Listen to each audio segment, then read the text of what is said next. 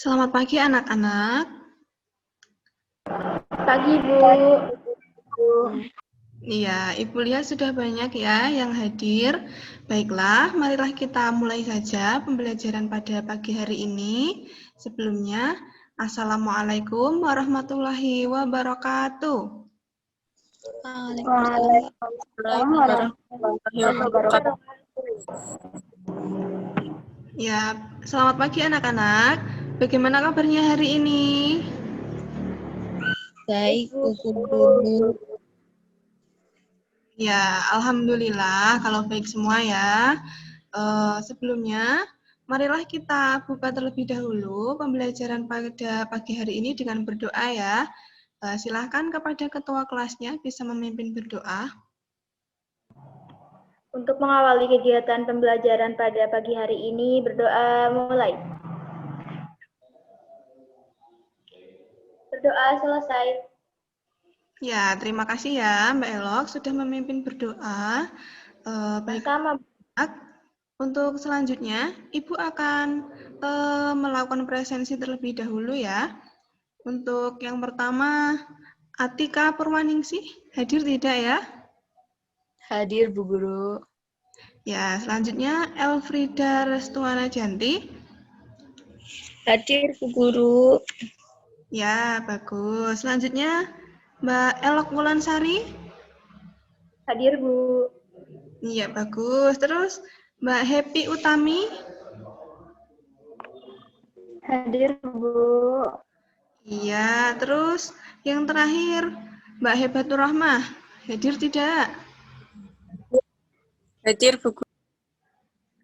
Ya, bagus sekali ya. Semuanya sudah hadir. Baiklah, untuk selanjutnya sebelum kita memulai pembelajaran, marilah kita menyanyikan salah satu lagu nasional, lagu Garuda Pancasila. Bisa semuanya ikut bernyanyi ya. Lagu kita mulai setelah hitungan ketiga. 1, 2, 3. Garuda Pancasila, akulah pendukungmu, patriot proklamasi, sedia berkorban untukmu. Pancasila dasar negara, rakyat adil makmur sentosa, pribadi bangsaku. Ayo maju, maju, ayo maju, maju, ayo maju, maju. Ya, bagus sekali ya. Suaranya juga bagus-bagus sekali. Lagunya juga sangat energik sehingga membuat kita semakin semangat. Bagaimana anak-anak? Sudah semangat belum? Sudah, Bu. Iya, anak-anak, kita sekarang kan masih di masa pandemi, nggih. Jadi jangan lupa untuk selalu menerapkan pola hidup sehat, rajin cuci tangan agar kuman-kuman tidak menempel pada tubuh kita. Kemudian lingkungannya juga tetap dijaga kebersihannya ya. Baiklah, untuk pembelajaran hari ini, sebelumnya Ibu mau tanya dulu. Siapa yang masih ingat kira-kira pertemuan kemarin kita membahas tentang materi apa ya? Makhluk hidup, Bu Guru. Iya, betul sekali ya. Minggu pertemuan sebelumnya kita sudah membahas tentang makhluk hidup. Nah, untuk hari ini kita akan belajar pada tema 5, ekosistem. Subtema 1, komponen ekosistem pada pembelajaran 1, nggih. Mengerti nggih anak-anak? Ya, nah tujuan dari pembelajaran hari ini dengan mencermati teks non-fiksi yang disajikan melalui PowerPoint, diharapkan nanti anak-anak mampu menentukan pokok pikiran dalam bacaan dengan tepat. Kemudian tujuan yang kedua, melalui kegiatan menyimak video pembelajaran, diharapkan anak-anak nanti mampu menganalisis perbedaan komponen biotik dan komponen abiotik dengan benar. Untuk yang tujuan terakhir, yaitu melalui kegiatan menyimak video pembelajaran, diharapkan anak-anak nanti mampu menggolongkan hewan berdasarkan jenis makanannya dengan tepat. Baik, langsung saja ya, kita masuk ke pembelajaran materi yang pertama, yaitu tentang pokok pikiran. Kira-kira pokok pikiran itu apa ya? Ada yang tahu? Gagasan utama, Bu. Iya, betul sekali. Kira-kira ada yang tahu lagi? Bu. Saya, Bu. Ya? Ide pokok pada paragraf, Bu. Iya, betul sekali ya. Jadi, pokok pikiran itu bisa disebut juga sebagai pikiran utama, gagasan utama, atau gagasan pokok. Nah, pokok pikiran sendiri yaitu ide utama dari sebuah paragraf. Nah, setiap paragraf itu tentunya memiliki satu pikiran pokok yang merupakan inti dari pembicaraan yang ada pada paragraf tersebut. Nah, pikiran pokok itu biasanya bisa berada di awal, di tengah, maupun di akhir. Nah, pikiran pokok itu biasanya dijelaskan oleh kalimat-kalimat sebagai uraian dari pikiran pokok. Bagaimana? Dapat dimengerti nggak ya anak-anak? Ya, Bu, dapat. Ya. Nah, cara menentukan pokok pikiran itu sendiri, itu yang pertama, kita harus membaca terlebih dahulu seluruh kalimat dalam paragraf. Kemudian yang kedua, temukan kalimat utama pada paragraf yang biasanya bisa di awal maupun di akhir. Nah, setelah itu temukan subjek dan predikat pada kalimat. Untuk lebih jelasnya, nah, di sini Ibu ada contoh. Contoh paragrafnya seperti ini ya. Semua warga desa bergotong royong menghijaukan tanah tandus. Pak Lurah mengawasi penanaman bibit, anak-anak menggali lubang, bapak-bapak menanam pohon, dan ibu-ibu menyiram pohon. Nah, setelah membaca semua kalimat dalam paragraf, kemudian kita cari kalimat utamanya yang mana. Kalimat utamanya yaitu semua warga desa bergotong royong menghijaukan tanah tandus. Kemudian dari kalimat tersebut, subjeknya yang mana kira-kira?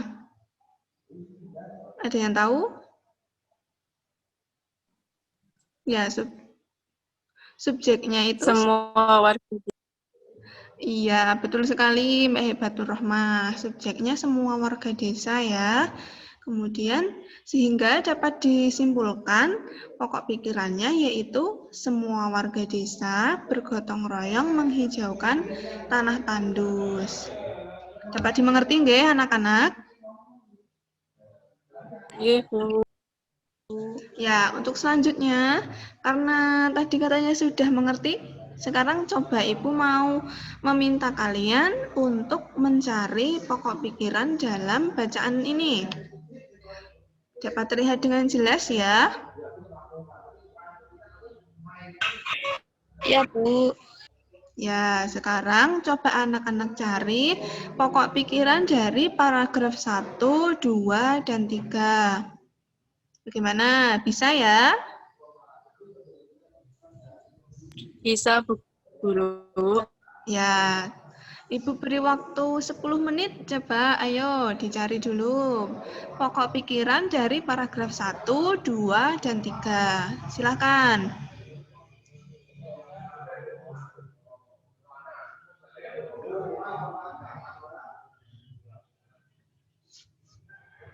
Ya, bagaimana anak-anak? Sudah 10 menit ya? Baiklah.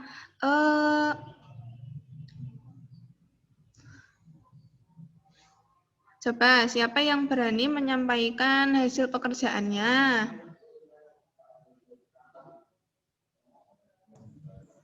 Saya, Bu Guru. Ya, Mbak Atika, coba. Paragraf berapa? Pokok pikiran pada paragraf pertama yaitu ekosistem di dunia ada dua, yaitu ekosistem alami dan ekosistem buatan. Iya, betul sekali ya. Ekosistem pada berdasarkan paragraf tersebut, ekosistem itu terbagi menjadi dua, yaitu ekosistem alami dan ekosistem buatan. Nah, pokok pikiran tersebut dijelaskan oleh kalimat-kalimat penjelas, yaitu ekosistem terdiri dari ekosistem air dan ekosistem darat. Kemudian contoh dari ekosistem buatan yaitu ada sawah dan bendungan. Kemudian ada yang lain lagi? Siapa yang berani?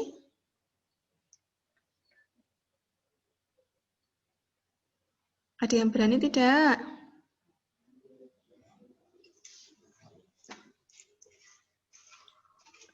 Pokok pikiran pada paragraf 2 yaitu macam-macam ekosistem air tawar. Itu ada sungai. Seperti itu, Bu Guru. Ya, betul sekali ya. Bagaimana? Semua sudah bisa ya menentukan pokok pikiran pada paragraf? Sudah, Bu. Sudah, Bu. Ya, bagus sekali. Pintar-pintar sekali anak-anak Ibu ya. Nah, untuk selanjutnya, Ibu akan memutarkan sebuah video.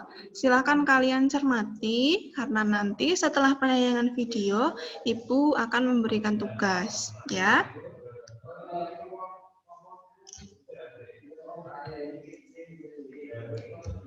Apakah sudah terlihat tampilannya?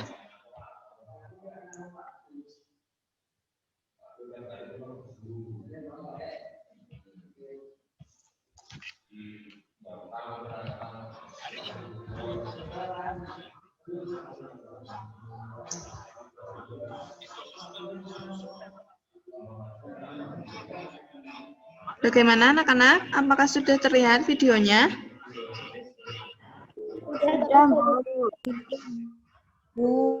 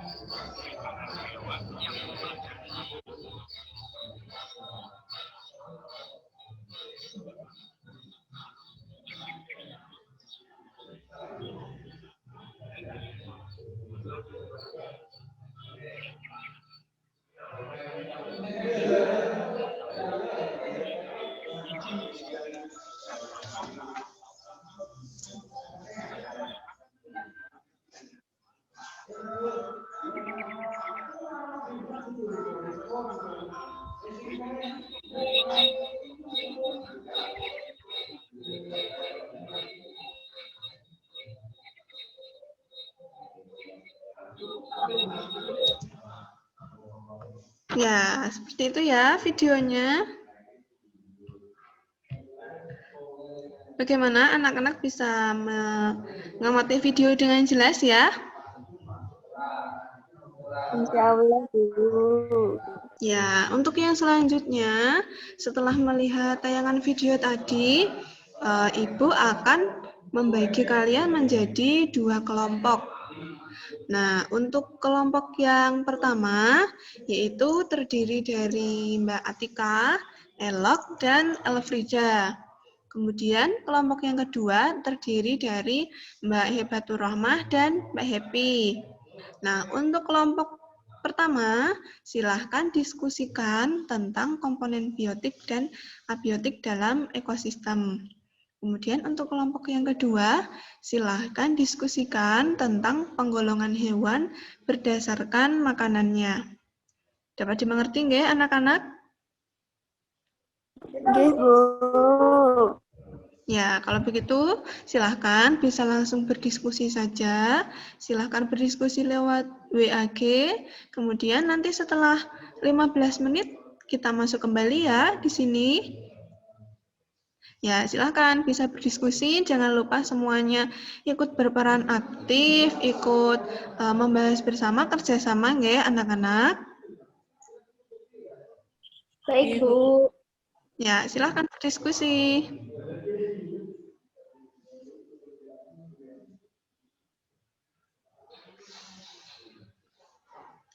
Baik anak-anak, karena sudah 15 menit ya.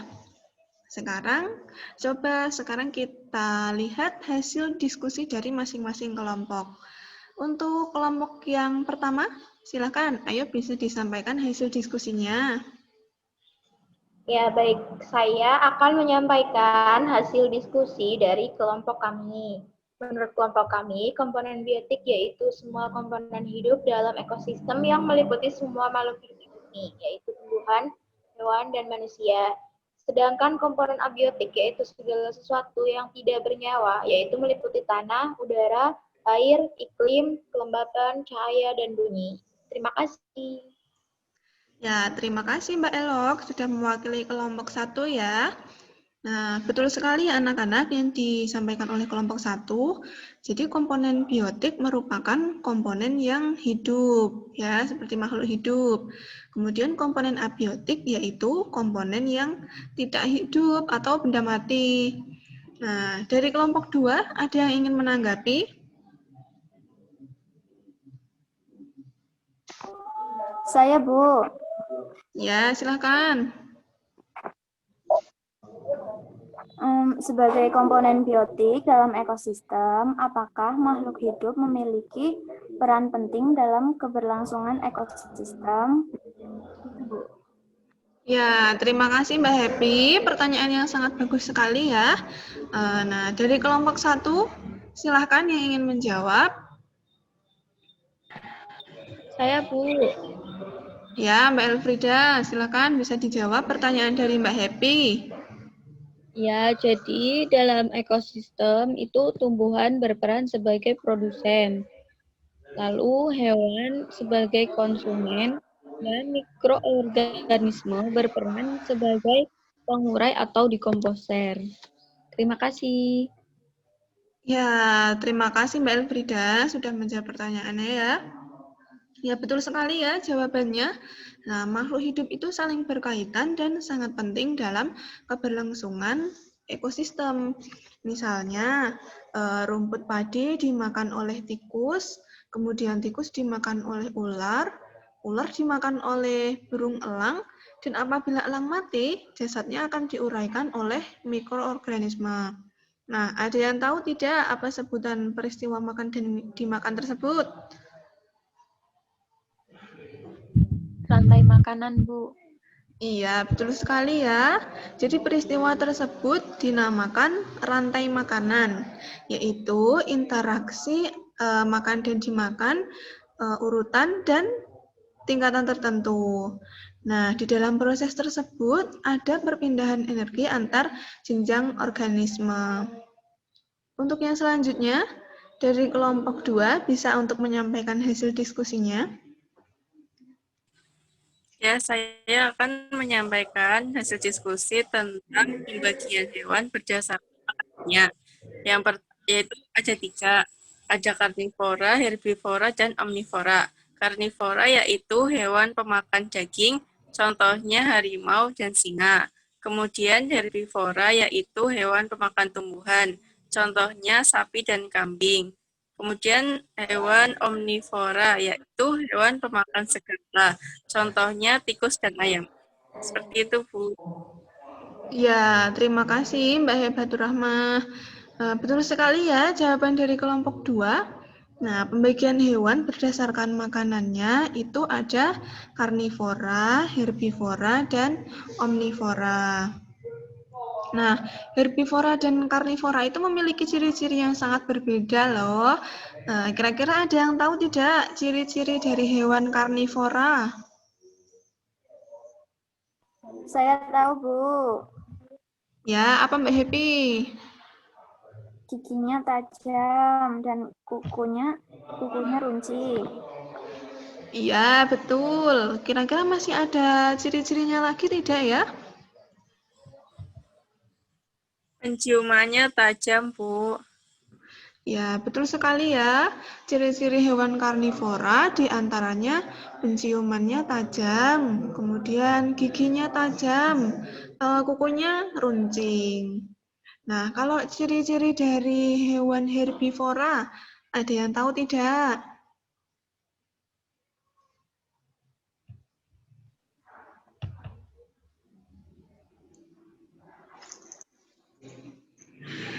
Mana ada yang tahu tidak? Bu, Ya, apa Mbak Elo? memiliki gigi yang benar, Bu.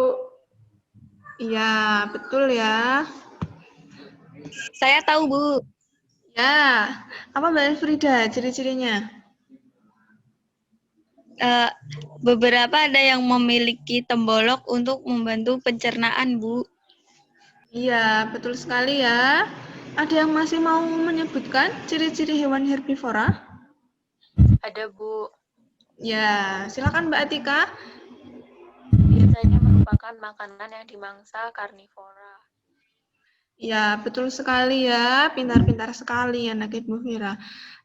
Jadi, ciri-ciri hewan herbivora itu ada yang memiliki gigi geraham yang lebar, kemudian ada juga yang memiliki tembolok untuk membantu pencernaan. Selain itu, dalam rantai makanan bisa kita lihat biasanya yang menjadi makanan hewan karnivora itu adalah hewan herbivora. Nah, baik. Sampai di sini, kira-kira ada yang ingin ditanyakan? Saya tidak, Bu. Ya, yang lain ada tidak? Tidak. Tidak ada?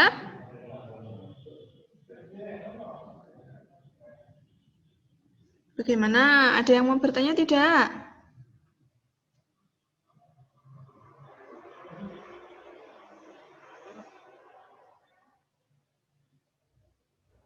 Saya, Bu. Saya ingin bertanya, Bu. Ya, silakan Mbak Elok kalau ingin bertanya. Ya, Bu, saya mau tanya, apabila binatang-binatang banyak diburu dengan liar, apakah akan memberi dampak yang besar bagi keberlangsungan ekosistem? Iya, bagus sekali ya pertanyaannya. Jadi, binatang-binatang itu saling berhubungan dan saling membutuhkan ya. Jadi apabila salah satu dari komponen dalam rantai makanan itu hilang, maka akan sangat mengganggu sekali untuk keberlangsungan ekosistem. Misalnya saja perburuan ular untuk dijadikan bahan tekstil. Nah, itu akan sangat berpengaruh terhadap ekosistem sawah. Tikus-tikus akan bertambah dengan pesat karena predatornya berkurang, sehingga akan memakan padi-padi petani dan merugikan manusia.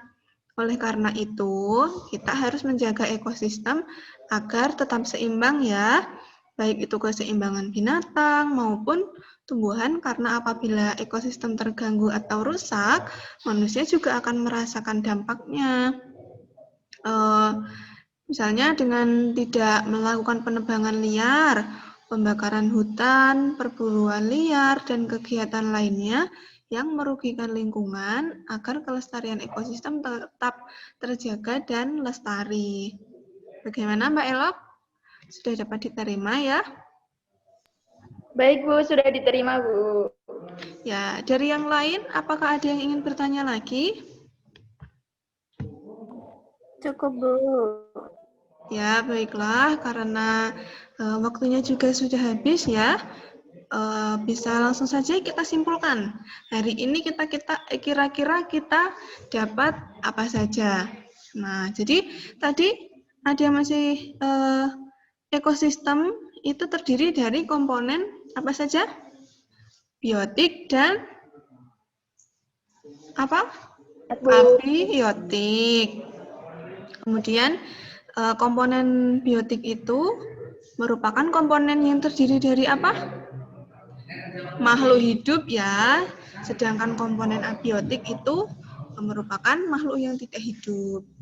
Nah, kemudian pembagian hewan berdasarkan makanannya ada apa saja? Herbivora, terus karnivora, terus omnivora. Iya, masih ingat ya, bagus. Kemudian kita harus terus menjaga apa? Ekosistem agar semuanya bisa masih lestari ya, bisa besok sampai anak cucu kalian masih bisa menikmati ekosistem dengan baik ya. Untuk langkah-langkah menjaga kelestarian ekosistem bisa dimulai dari diri kita sendiri ya. Nah, mungkin untuk pembelajaran hari ini seperti itu ya anak-anak. Untuk selanjutnya bisa langsung ditutup saja ya, silahkan. Yang bertugas bisa memimpin berdoa. Untuk mengakhiri kegiatan pembelajaran pada hari ini, berdoa mulai.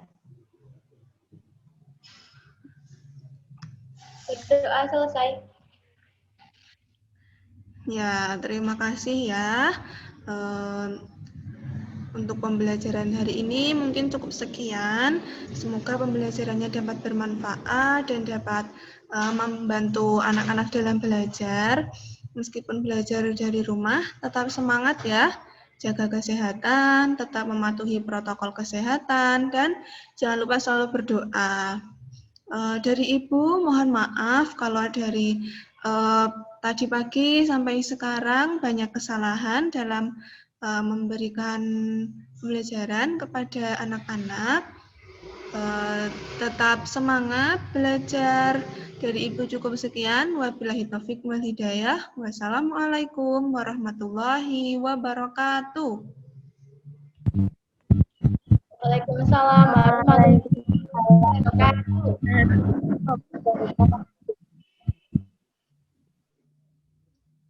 Ya, bisa dilanjutkan belajar sendiri ya. Terima kasih. Iya, Bu. Bu, terima kasih Bu.